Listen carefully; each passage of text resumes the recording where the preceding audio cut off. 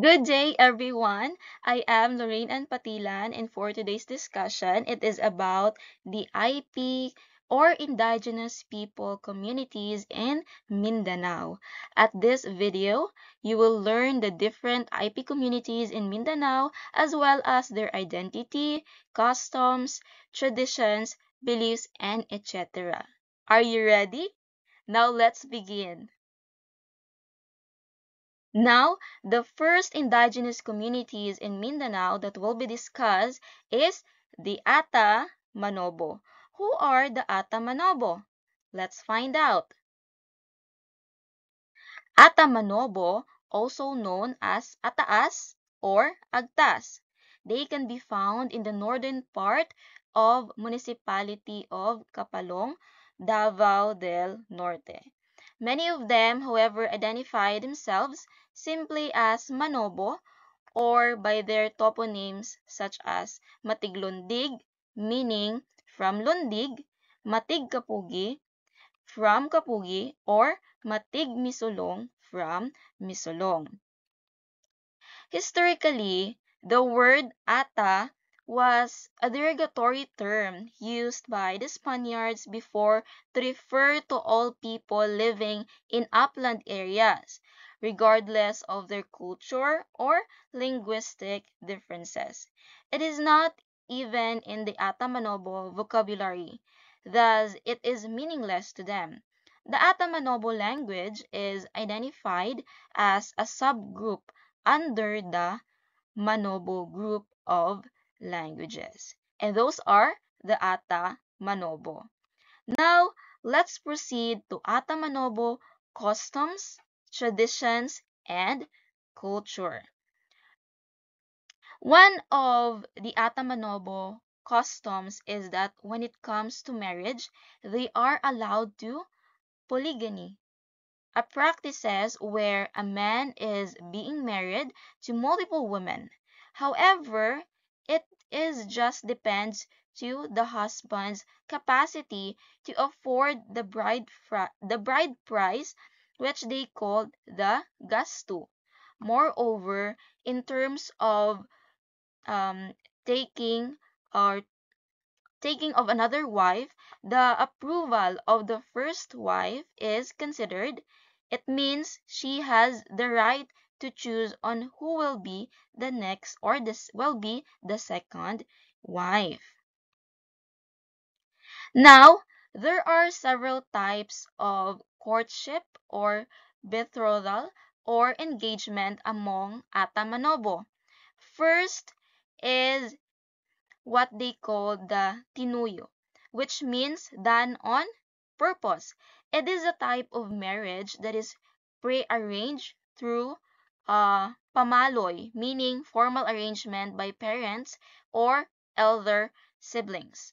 Second, they called it bugkot, the kind of marriage arranged when a father wants a couple neighbor to be the parents-in-law of his son. Third, the bulansong.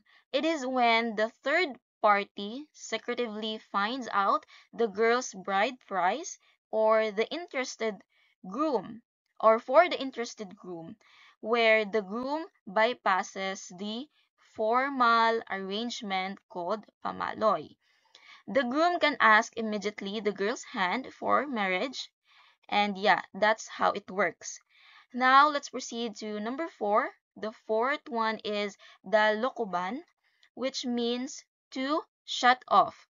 It is when the boy forced to marry a girl where the parents of the girl have set their sights on him as a son-in-law, where they will prevent the boy to live through giving to him a death threat unless he will agree to marry the girl or their daughter. Fifth, the pinuuan, which means to sit down. It is may also considered as a forced marriage when a boy has touched a girl, either it is intentionally or accidentally. For instance, some gestures like borrowing the girl's comb, the touching the fingertips of a girl and touching her shoulder blades. Yeah, that's how it works. Then marriage will proceed. Lastly, the they called it the tinangay. Tinangag. Sorry, it's tinangag rather, which means to carry something without permission. It is a type of forced marriage where the man stealing the girls for a wife. Moreover, it is accepted to their culture since it is done through the encouragement of the boy's family. It is also signifies that the family of the boy can also able to pay any bride price of the girl's family demands. And those are the several types of courtship or and engagement among the Ata Manobo. Now let's find out more. So as you can see at the picture, that was the image as an example of the Ata Manobo wedding in Davao. Now let's proceed to their other customs, and that was Ata Manobo burying their dead, their those corpse. Okay, customs of Atamanobo in burying their dead. One of Atamanobo reason for this custom or burying dead is that the busaw or the blood spirit cannot see the corpse and devour it. However, they also had a tradition of leaving the corpse unburied if that people wish to be reminded by the other people, either it's because they want um they want to remember the that people or that people positive qualities and noble deeds. And if the body is left unburied, they placed inside in bonobo or coffin made of lower half of a hollow trunk of an almasiga tree, with the upper half serving as a cover. And of course, to prevent the smell of decomposition, the Atamanobo used the latex or the bayog or kabalikod tree or the scrape bark of the lungay tree and its resin.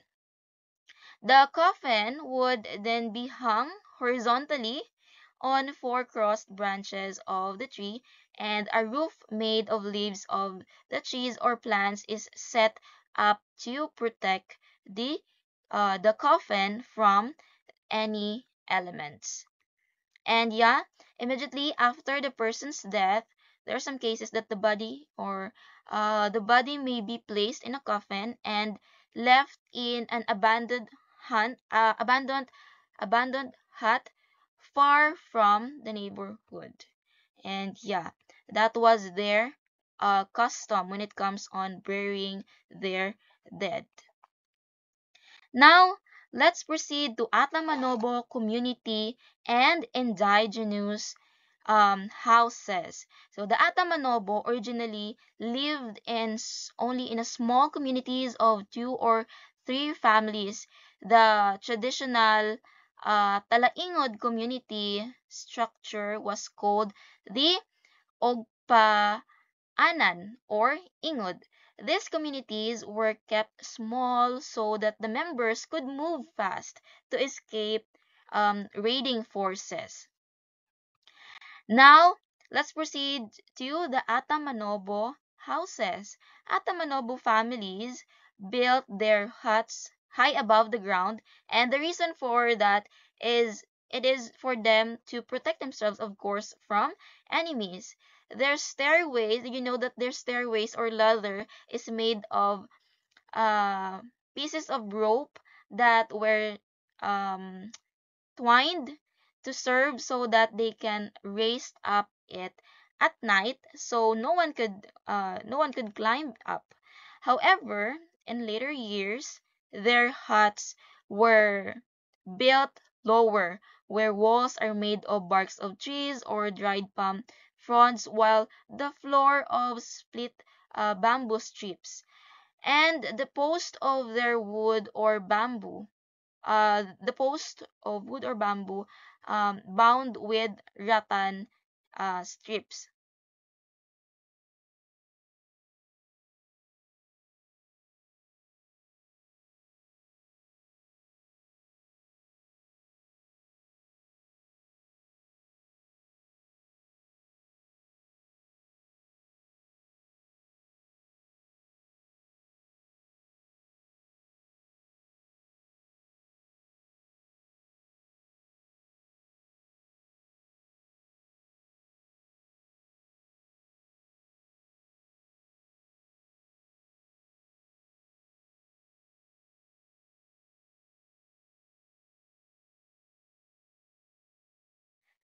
Now, that was an example, as you can see at the presentation, that was an example of Manobo indigenous house, as what I was explaining earlier, and what I was describing earlier.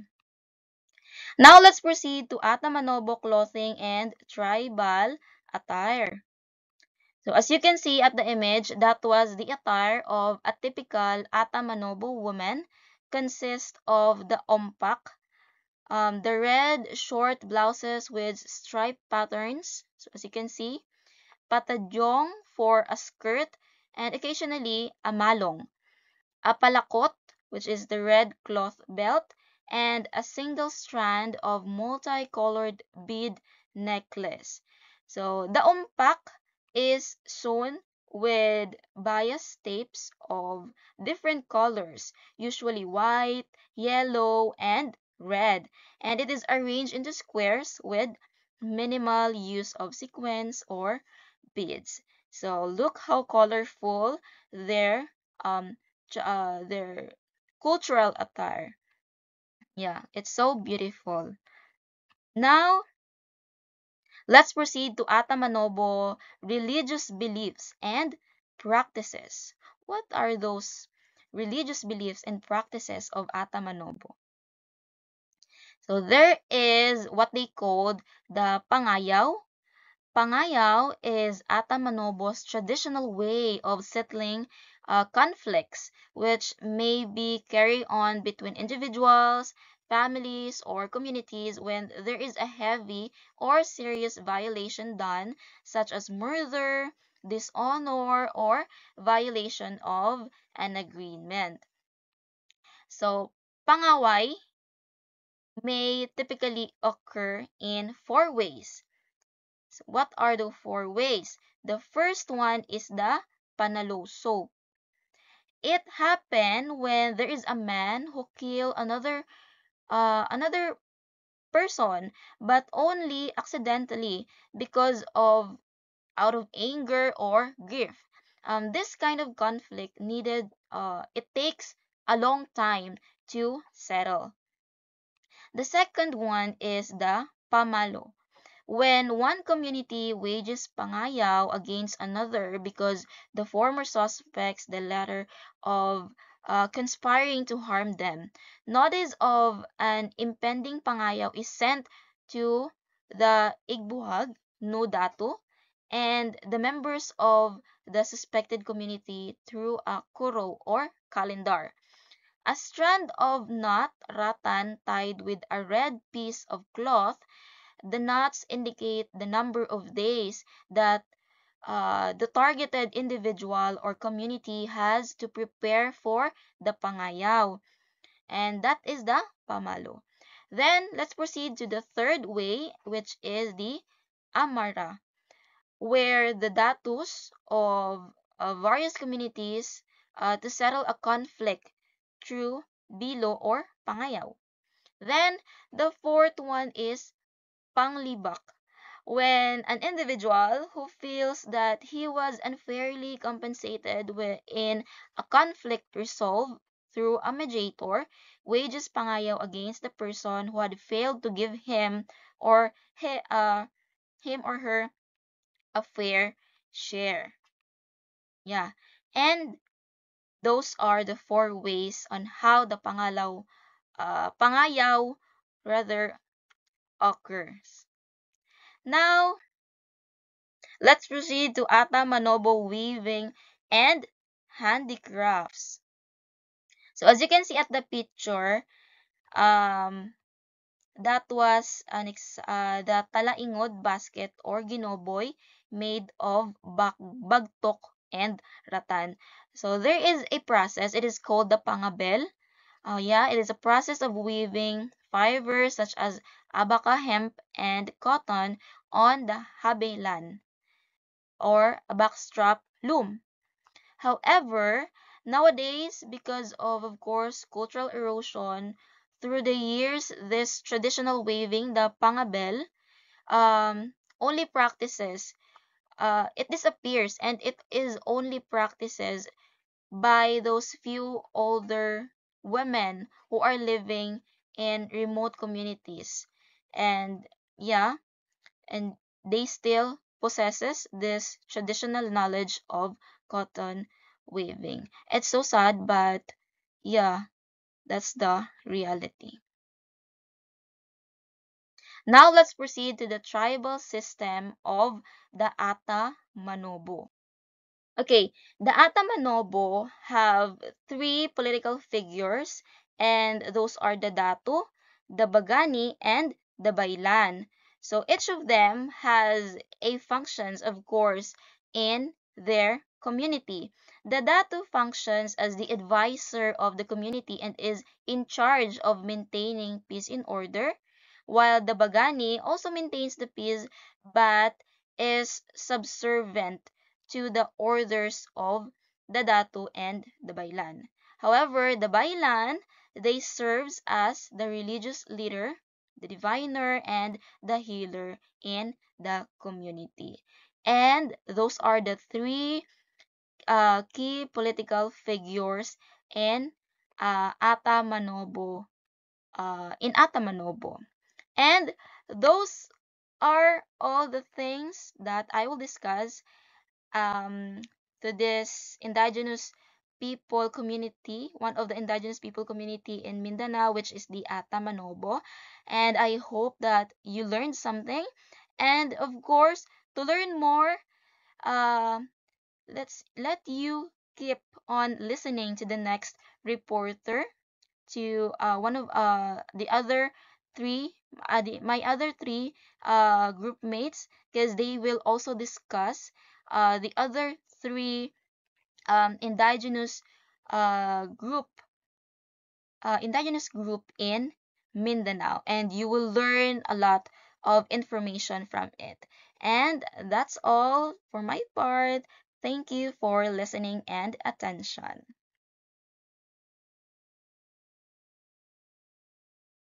Good day, everyone. Today we'll tackle about the Bagobo tribe, their origin, their beliefs, their languages, and the culture that they have.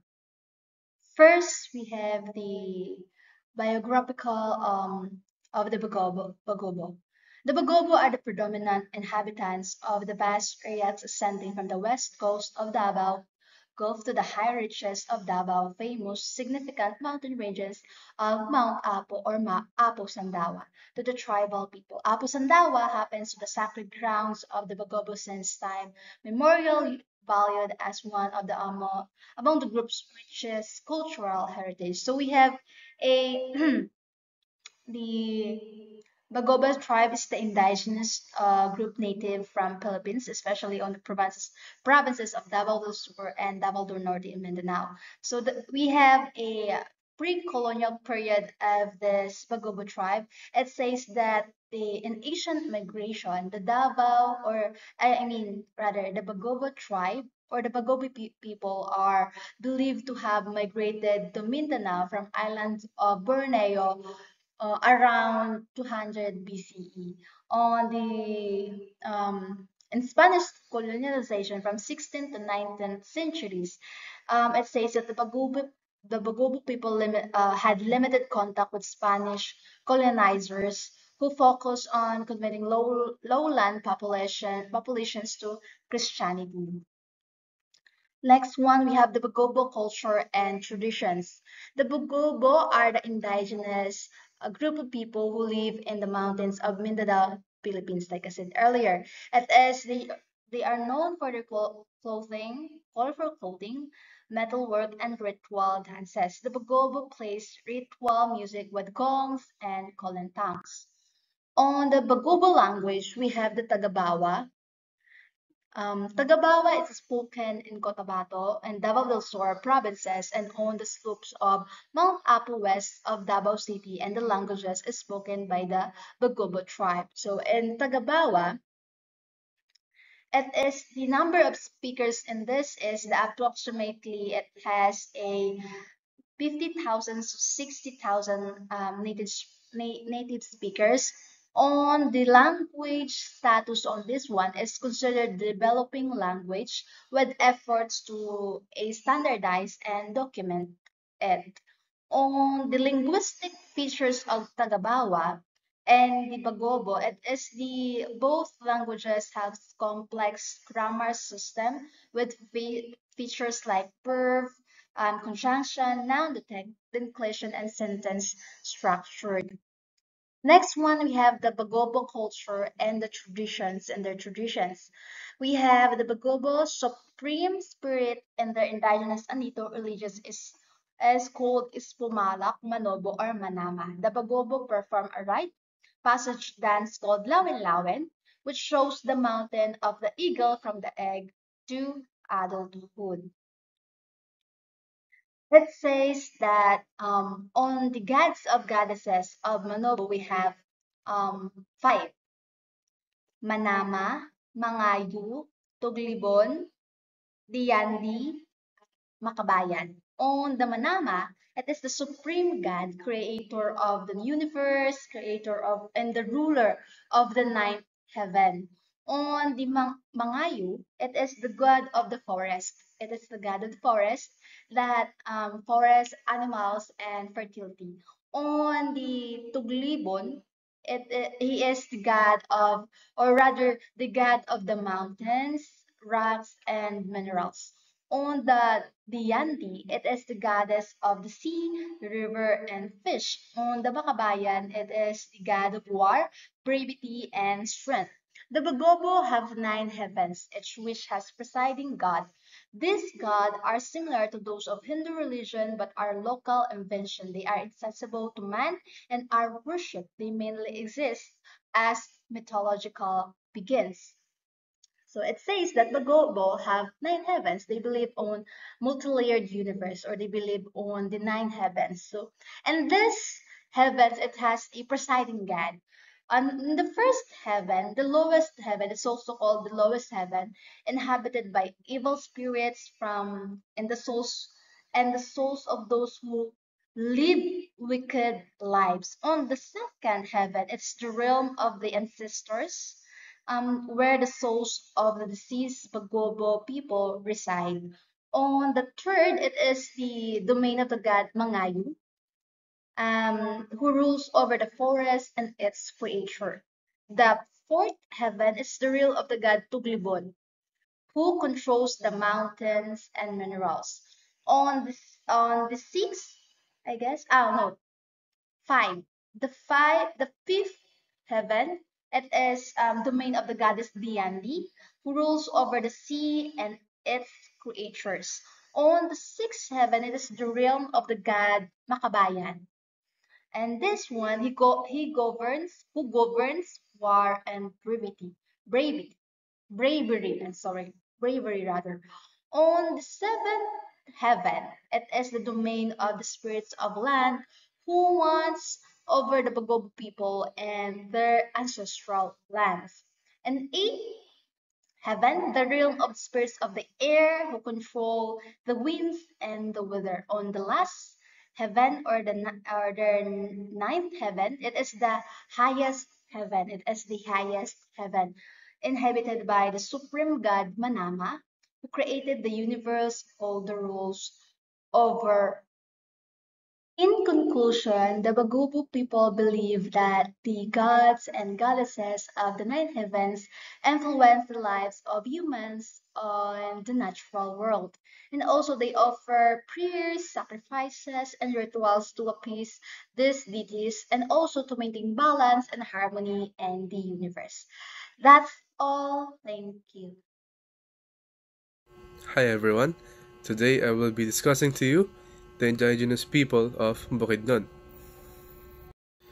Today we will tackle their characteristics, history and culture, challenges and opportunities.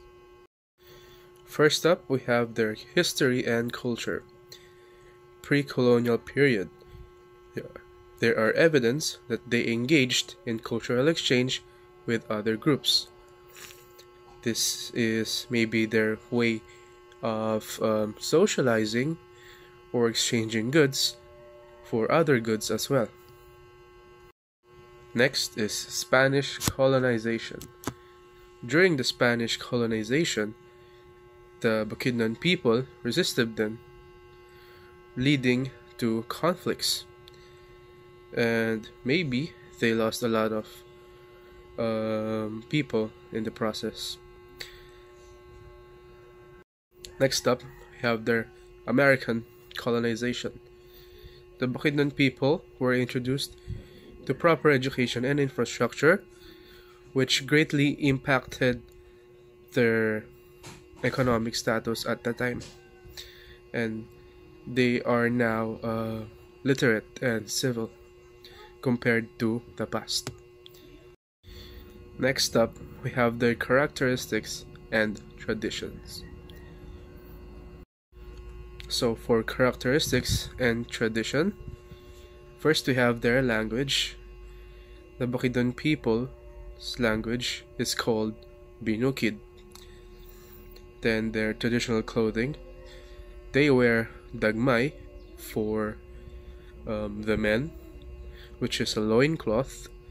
Next is patadjong, which is for women, which is a tube cloth of some sort, and they just wrap it around their waist. Next is their livelihood. They are primarily farmers, farming root crops, rice, and of course vegetables.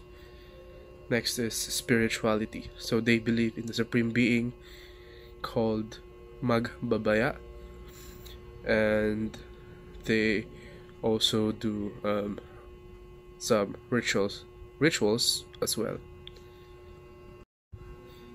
And next, we have their challenges and opportunities. So the first challenge that they face is cultural preservation. So they face challenges in preserving their land, traditions, and customs, which is probably due to the modernization and more people rejecting their language and traditions, probably or most likely the younger generation. Next is land rights. So they also face issues, just like others. They also face issues related to land rights because their ancestral lands are often threatened by development projects. So this includes most likely urbanization and mining because they live in the mountains. And next we have one of their biggest opportunities, which is economic empowerment. So despite this, they have sustainable agriculture, most likely because their land is big compared to others. That's why they have good agriculture. So that's it. Thank you for listening to my report, and I hope you have a great day. Good day, everyone. Before I start my presentation, I would like to introduce myself. My name is Leo A. Margaro from Bachelor of Secondary Education, major in Science. So today, I'm very excited to share with you the rich and fascinating culture of the Tibuli, an indigenous group in the Philippines. The Tibuli people are often referred to as dream weavers because of their intricate craftsmanship and textile making, which they believe is inspired by dreams sent from the spirits. But their culture is much more than just weaving. They have a deeply spiritual way of life. rich traditions, and unique beliefs about the world, nature, and the afterlife. However, the community faces many challenges today, from environmental threats to cultural assimilation. Through this presentation, I hope I give you a deeper understanding to who the Tibuli are and why is it important to preserve their heritage.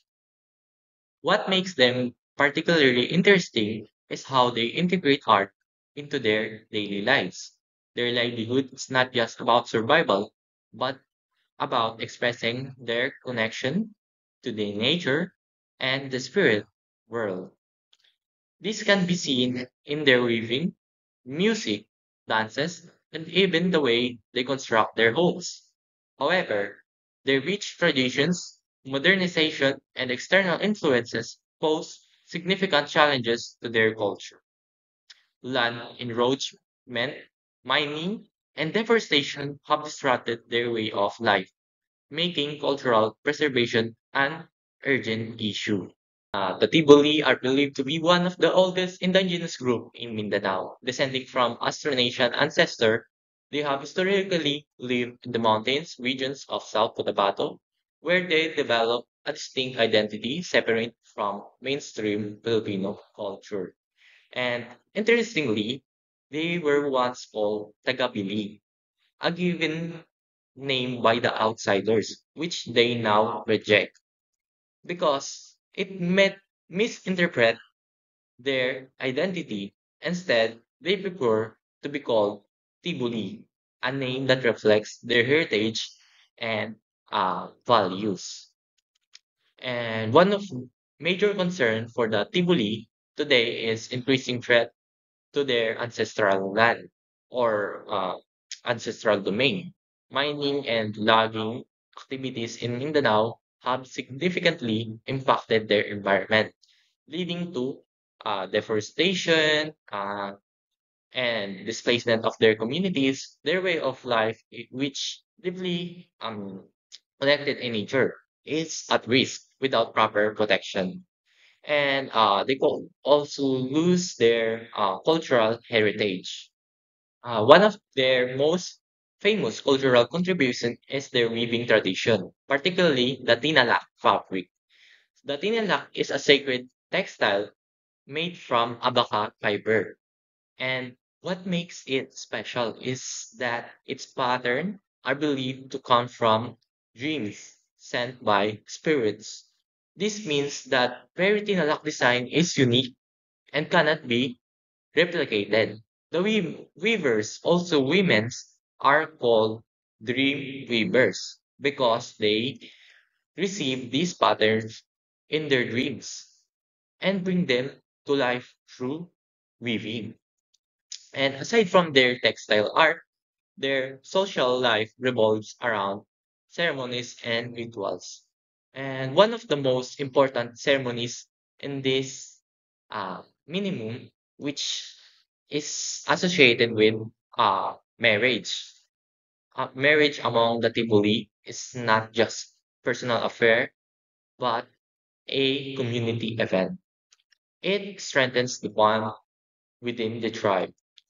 Their oral tradition also plays a huge role in preserving their history, as stories and legends are passed down through generation to educate inspire younger members of the community. The Tibuli belief system is rooted in animism, which means they believe that everything in nature, plants, animals, rivers, and even objects, has a spirit. They see themselves as a caretaker of nature, and they perform rituals to honor these spirits. For instance, before they cut down a tree or hunt an animal, they perform a ritual to ask permission from the spirit that resides within. If they fail to do so, they believe that the spirit may become angry and bring misfortune to the individual or the community. This belief system fosters a deep respect for nature, which is why Tibuli live in harmony with their environment for centuries. Unfortunately, modern industries expand into their territory. These sacred traditions are becoming harder to maintain. Many Tibuli communities are now facing deforestation and environmental degradation, which threatens both their spiritual practices and their physical survival. In addition to animism, the Tibuli are polytheistic, meaning they believe in multiple gods.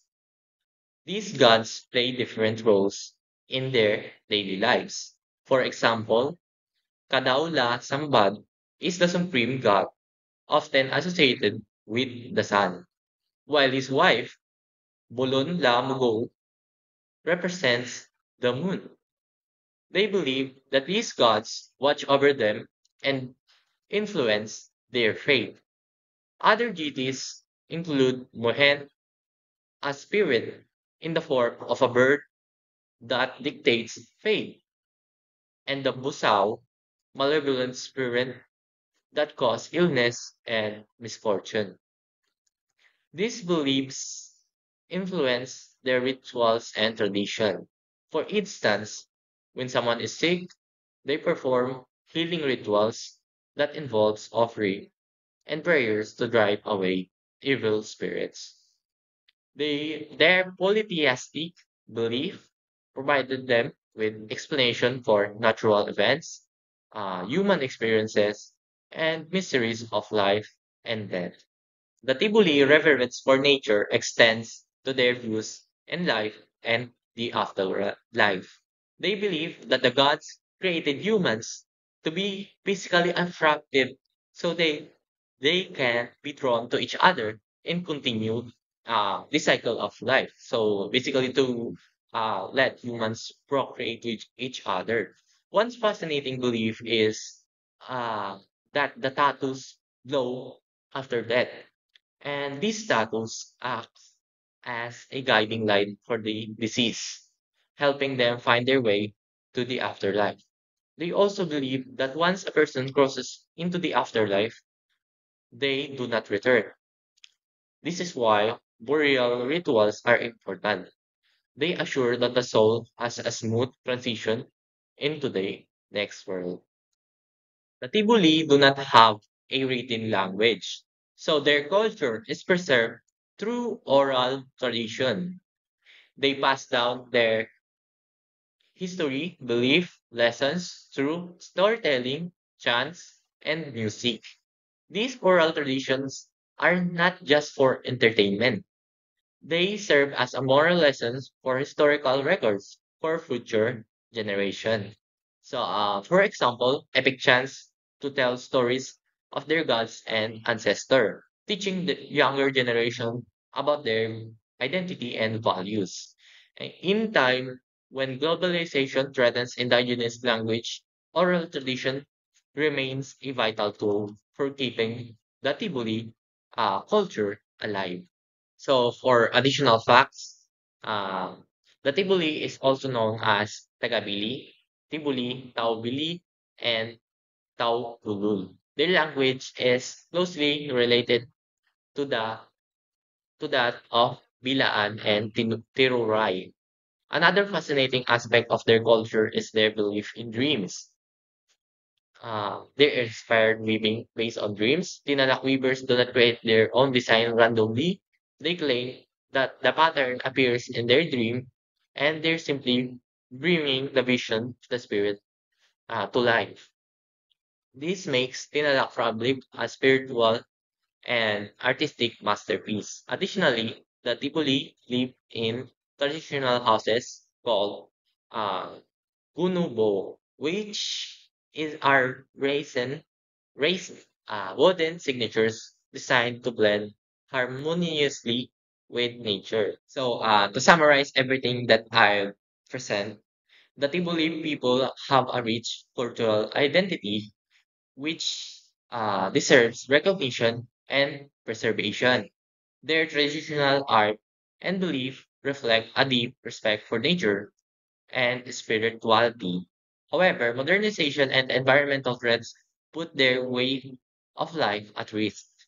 By learning about and supporting indigenous cultures like the Tibuli, we can help preserve these values traditions for future generations. So